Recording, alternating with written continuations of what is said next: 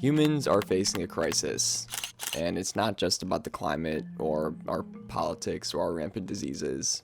No, humans have entered a crisis of compassion. Hi, welcome back to the Conversation Corner, a series where I talk about a new topic that's been on my mind or suggested by users to strike up conversation in an online space that feels far too fast for connection.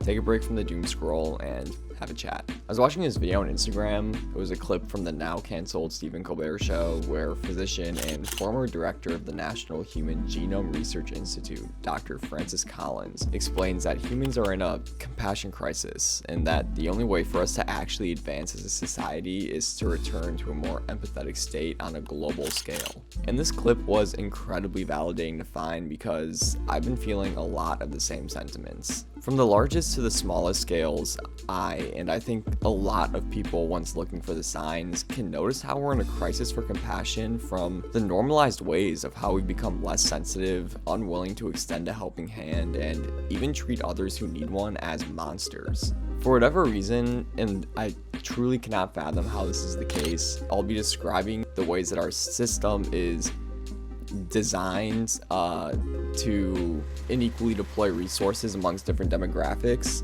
I often just get responses that to me feel like, well, at least that's not you. And I think this is partially from the transition from living intuitively to being forced to live logically and within other parameters. As a kid, we see so much beauty in life and we are free to experience that. But as we get older, we're only handed more responsibilities tied to financial incentives. And in a society where we're told that money is the key to survival and happiness, the transition from intuitive life to one directed by profit accumulation and survival reframes many elements of that life that one could once appreciate, like community and spending time with others, as a distraction or interruption to the thing that really matters in the world: money.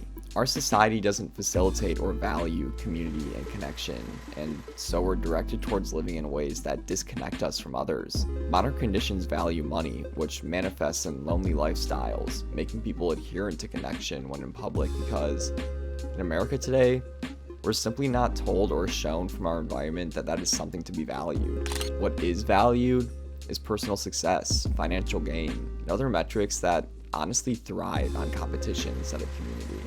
But if we can't learn to be a community instead of compete, well, look where we're at now. Anyways, hope you guys enjoyed the conversation. Leave some comments on what to chat about next and your thoughts on this topic.